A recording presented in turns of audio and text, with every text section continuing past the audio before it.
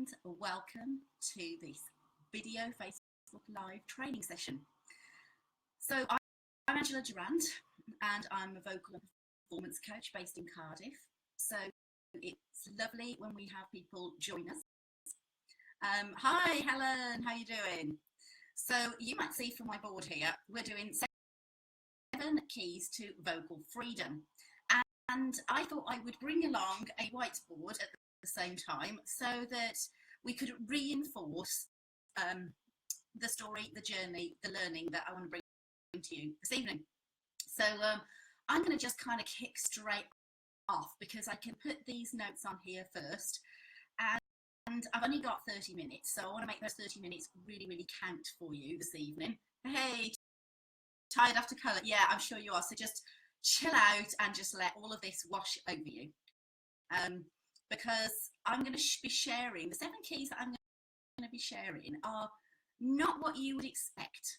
And the 7 keys have got nothing to do with trying harder. So if you're kind of tired right now, it's perfect. Really perfect. It's really perfect that you can just sit and understand something that it has taken me probably a good few years to unpack as to what really causes transformation in a person, in a voice. And there are several keys that cause that transformation. And I want to share them with you in the next 30 minutes. And they are so not what you would expect them to be. In fact, they come from a different place. They come from a deeper place. They have an effect in the outside, and what I mean by that is the results that you will see happening as a result of these 7 keys can be completely transformative and exponential, but they are not about trying harder. They've got nothing to do with working harder, getting frustrated, pushing harder, forcing the voice, or it doesn't even have the hours. It can involve hours, but it's not about the hours. So I'll dive straight in because that might be quite freeing for some people, just to know that vocal freedom is not about trying harder, and it is not about avoiding it, pushing, struggling. It's got nothing to do with it. So the first thing to do with vocal freedom, and that could be for somebody that has been singing for a long time but feels stuck in certain areas, or it could be somebody at the start of their journey but feels very nervous, or that doesn't even know if they've got a voice to do something with. But the first thing about vocal freedom is, I'm going to call it's calibrating, and I will unpack that right now.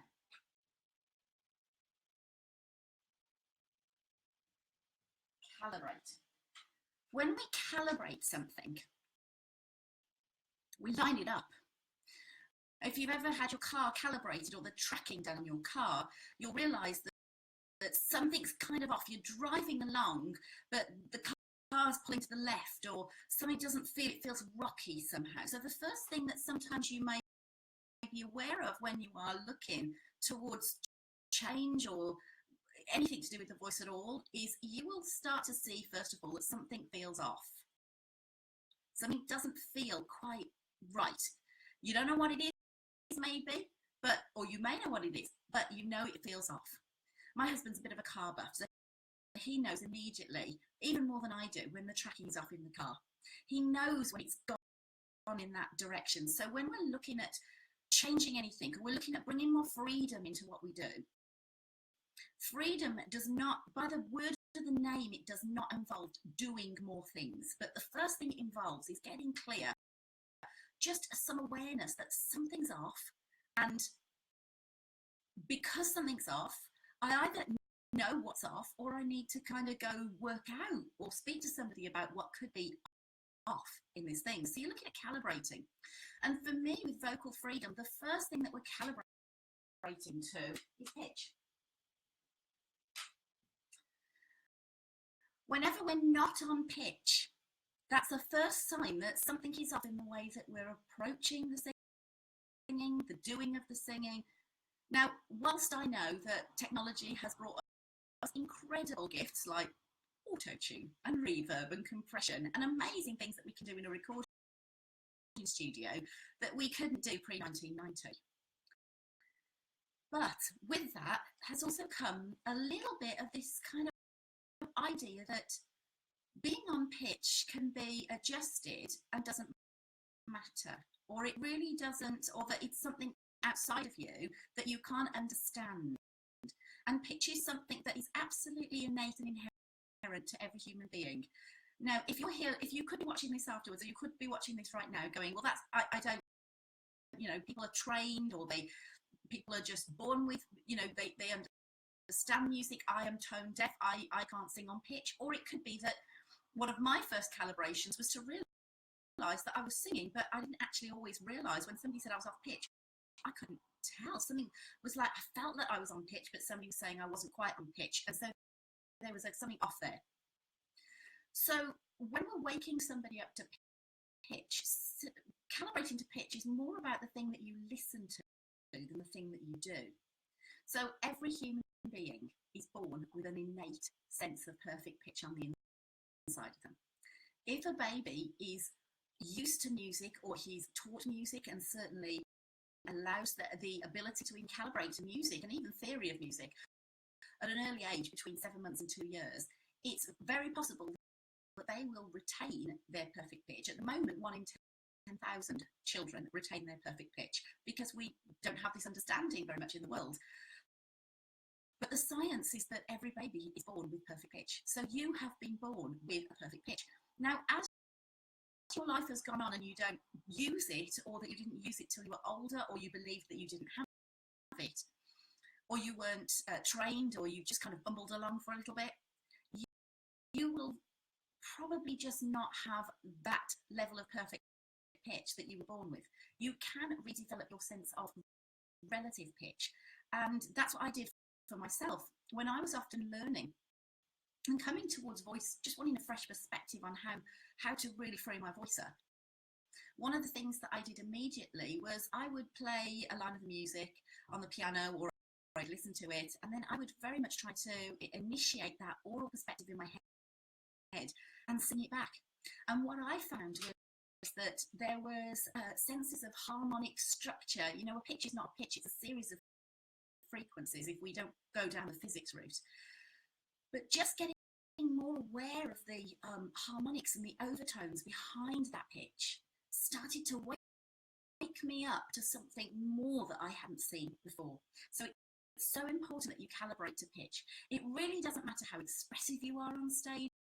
It really doesn't matter how much heart and passion you have in the things.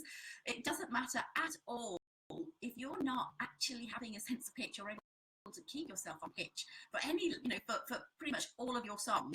Then there is something off in the calibration, because your body is meant to produce the pitch it hears. So first of all, it's got to hear it.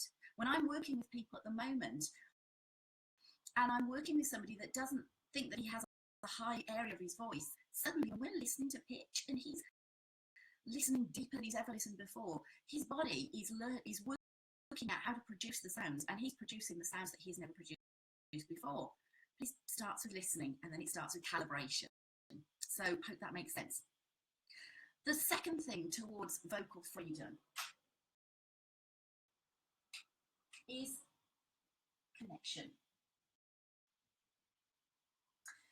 And the things that we're connecting to is, I would say, is us. Because before it ever becomes about, you know, taking a song out and performing it, or in any way, shape or form, we have to connect to us, the instrument. You have to realise that you are a musical instrument from head to toe. You are not just a voice. You are not just a lollipop, head on stick singing, tightening your body at all opportunities. You have to connect with your own instrument. And the only way to connect with your own instrument, one of the ways, I will describe for you in a moment a very special way to connect with your own instrument. But obviously one of the ways to connect with your own instrument is to do the thing.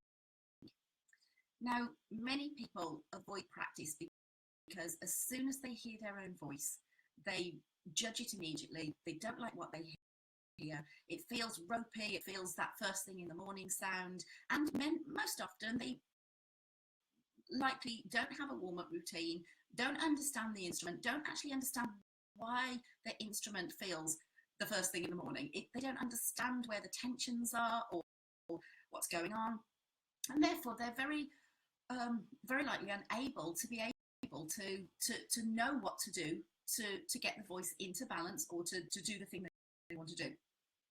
So warming up is not just a case of singing a few exercises mindlessly without any thought to them, because we've already said in number one that if you're not connected to and calibrating to pitch and then calibrating to yourself, in other words, positioning, allowing the voice to show you how to position itself. Why do I say that? Why is it not you put the voice somewhere? Because it's already innately on the inside of your mechanism to know what tension the vocal folds should be at, what position the larynx should be at for a certain pitch, how much air that should be, depending on what volume you're making the note, or your ability to sustain that, or the types of music that you're singing. Your voice has an innate understanding. It's built into the system. It's built into the system at the same rate as that, that acorns turn into oak trees, and that, you cut your finger and it heals itself. It's part of our makeup. It's part of something much, much deeper about the human being and the human experience that you may have even never given thought to.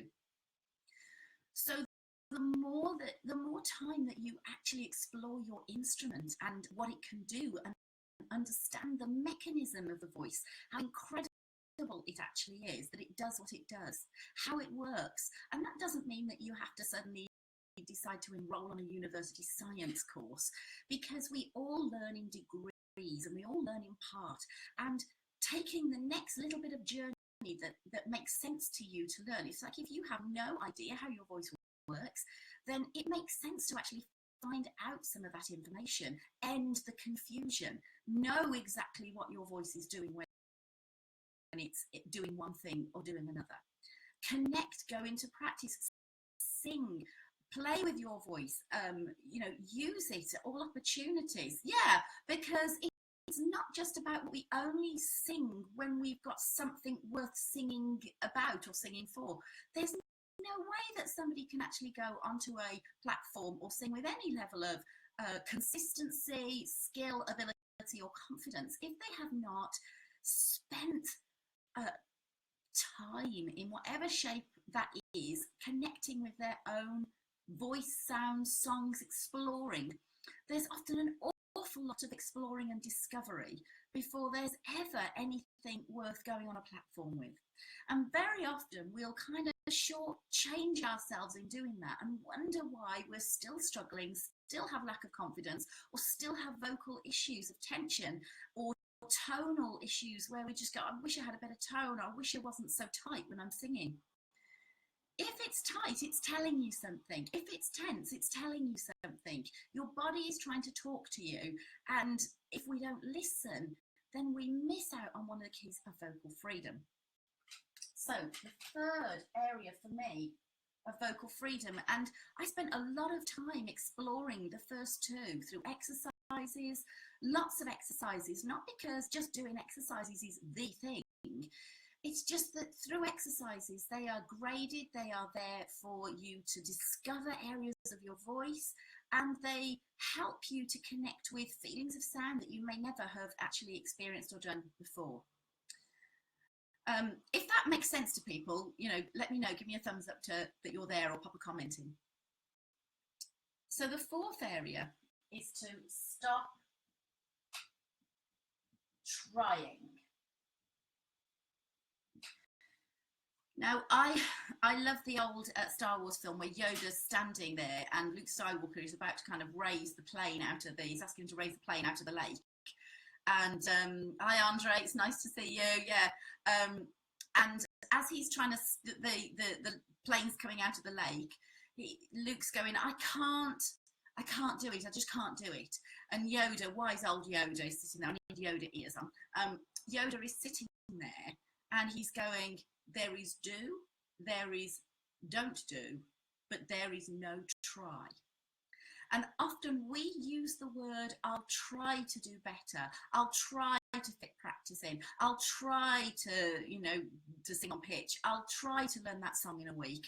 I'll think about it. And what we're really saying is there is a huge element of doubt where I don't trust myself to follow up, to get the results that I want. I'm not sure if I've got the commitment. I'm not sure if I want to do it, but I'll try. So you can see the problem with try is there actually is no try. So if we do that right now, I want you to, in your seat, whatever it is now, I want you to try and lift your left leg. No, you're not lifting your left, you're trying to. You see, as soon as we do the try bit, we actually become incredibly stuck, because the idea behind try is the human brain doesn't recognize it. It recognizes an action, it recognizes I'll do this, I won't do this, it doesn't recognize try. So the harder then we try in singing, say something isn't going right, and then we go at it again, and we'll put the music on, and we'll go again and again and again, and we'll push and force. That level of trying is sending us down the wrong direction. It just doesn't work. Whatever it is, whether it's singing or an action or something else, it doesn't work. So as soon as you are recognizing that there is a rocky road, something that isn't working in your singing, that does not feel free, does not feel connected, stop. Certainly, if you feel that urgency of diving in there and singing harder, stop, because it doesn't work. So what does work?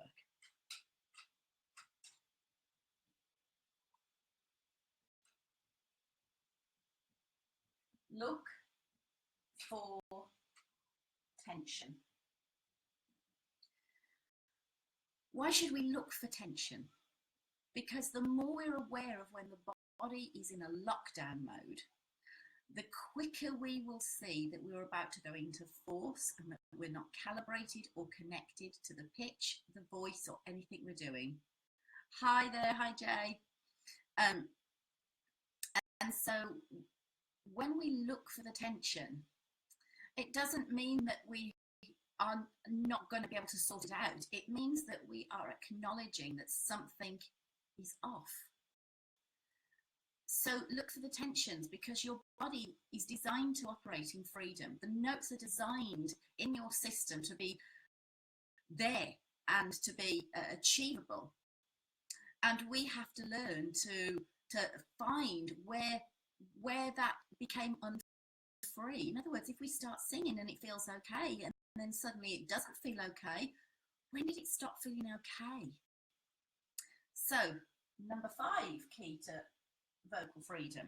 You notice none of these really are about which method of singing you choose, which songs you choose, whether somebody tells you to open your mouth or tells you to do something in a certain way. None of these keys are about a particular method or a particular exercise or a particular song or a particular guru teacher's version of what's right and what's wrong. It's not even about what you've read. It's not even about what you've learned up to now.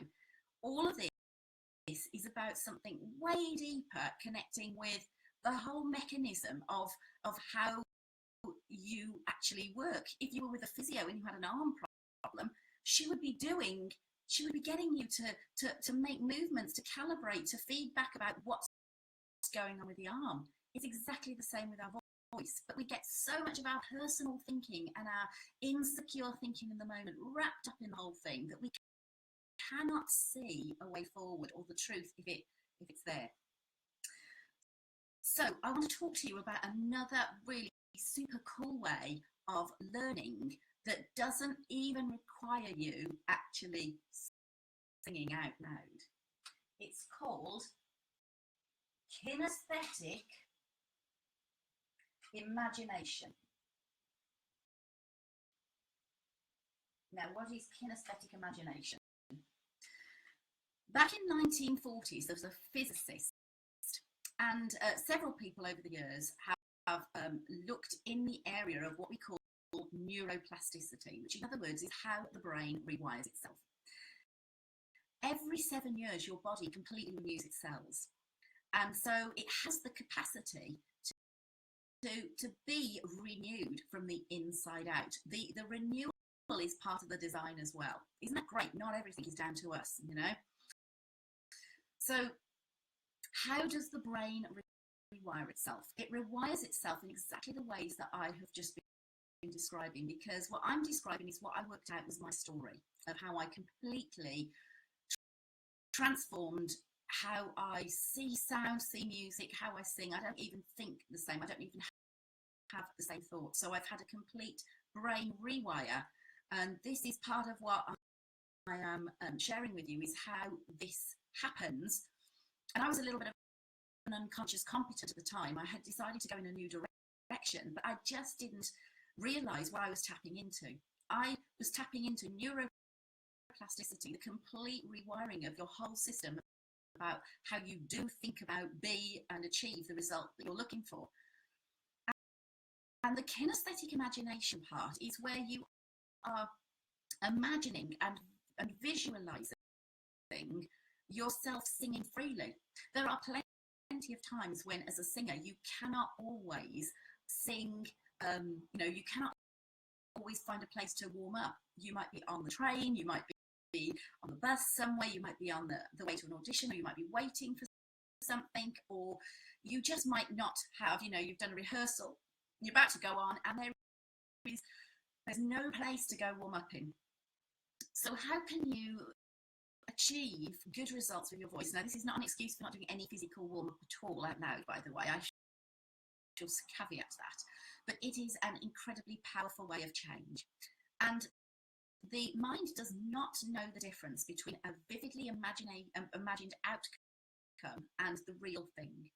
So, for instance, they have done several tests on body movement, where if you imagine a movement, they did it with people imagining a movement and people doing a movement.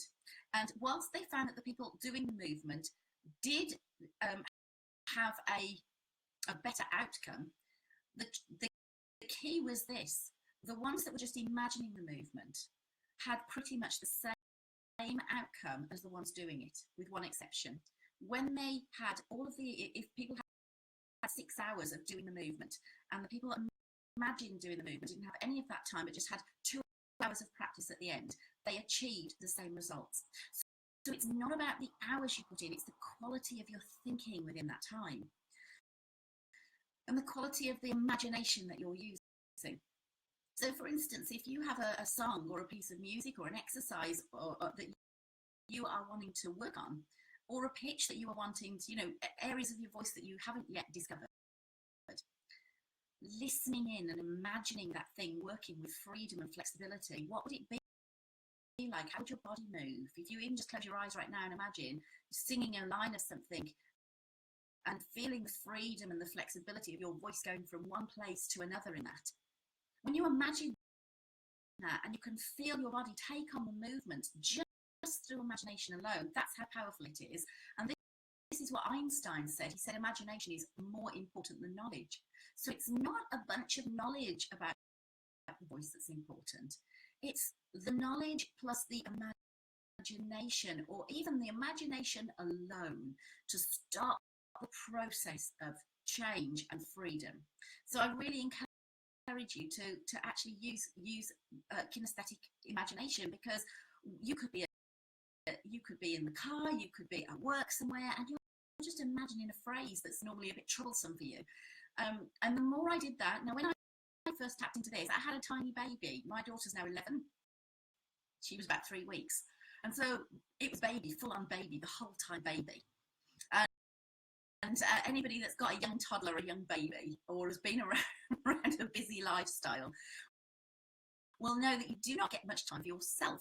So there's no point in feeling guilty or just, I don't have time for this, because we get stuck in that rut too, which is that you can be always, allowing your brain to rewire itself just by putting on the music, just by putting on the thing that you're wanting to do, just by imagining the very thing that you're wanting to do, but imagining it powerfully in the way that you want to be, and then calibrating, connecting to the feelings that your body is actually doing, because you sing with your whole self. You don't just sing with a small part of yourself. So number 6 into vocal freedom. trust. You have to start to trust that process. You also have to trust that you have a voice worth working with. The countless conversations that I've had with people who say, well, you know, gosh, you know, if I sing at you, almost like I haven't got a voice at all, and only certain people have that kind of a voice, and it's not going to be my voice. I don't know where you are in your journey. You might have quite a distance to go in your journey. You might not have a distance to go in your journey. That is really quite immaterial, but starting where you are and trusting that you actually, the next step, your body, your voice, your very inner soul knows the very next thing that you need to do, to be, to work on. It knows it. It knows the very next step to get you out of the senses of stuck or tension. If you listen, if you trust it, and if you do the final one,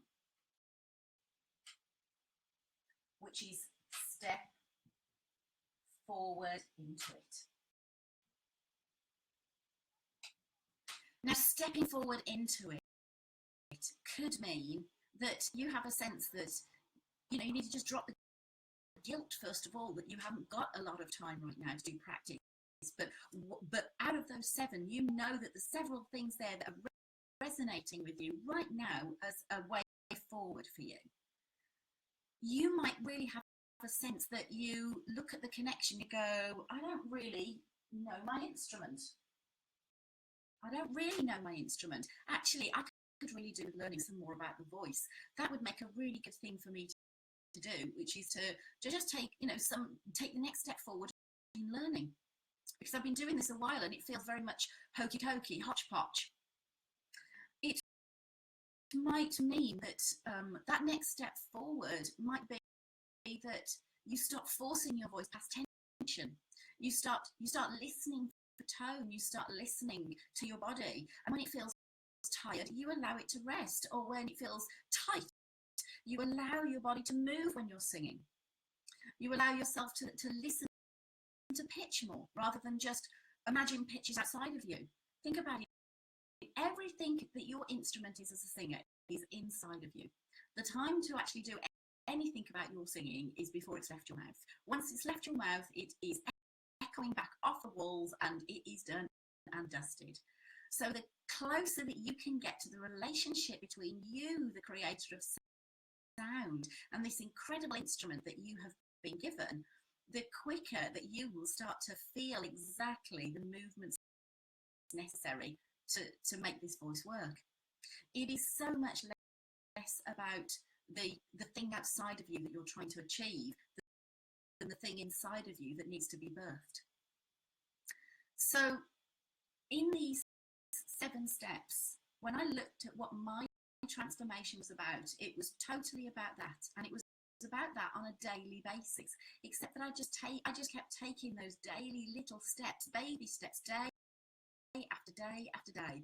Whatever I was singing, whatever I was doing, whether it was 5 minutes or whether it was 50 minutes or whether it was a few hours worth of singing, that's the process that I took, and that's the process that led me to completely new vocal understanding, an in-depth sense of what my voice was capable of doing, and also the ability that when I opened my mouth, whether it was free or whether it wasn't free, I knew exactly what to do to work with my voice, to work with my body, and to work with the music that I was singing in order to gain that vocal freedom in ever increasing quickness, really. So one of the things that was important to me was to offer you a way of connecting with me if you feel stuck with your voice right now. And so I wanted to, I've got 7 spaces. If you think that you want a conversation with me, it's just a conversation where I can bring some fresh sight or insight to help you get unstuck from where you feel right now in any of those areas, then if you type me in the comments or you PM me, then I will respond. I'll respond to you. I've got seven spots that I just put available to just have a conversation with somebody, to just add some value to you, to help you get unstuck, clear It won't cost you anything at all. There's nothing on the end of it. It's just that opportunity to have somebody that understands your journey, understands what's going on with the voice, and can listen to you and help you understand what is your next step forward. And it could be little, it could be great, who knows? It could be that you want to do something incredible with your voice and with your music, but you don't know what the next steps are. Or it could be that you are so stuck and so untrusting of your voice that you need to chat that through. Whatever it is, please send me me in the comments box or a PM, and I will connect with you. And it's my offer to help you move forward with your vocal freedom. So it has been great to see you this evening, and I wish you a fantastic week in getting your voice and self really connected and really free. Have a great time. Brilliant. Thank you.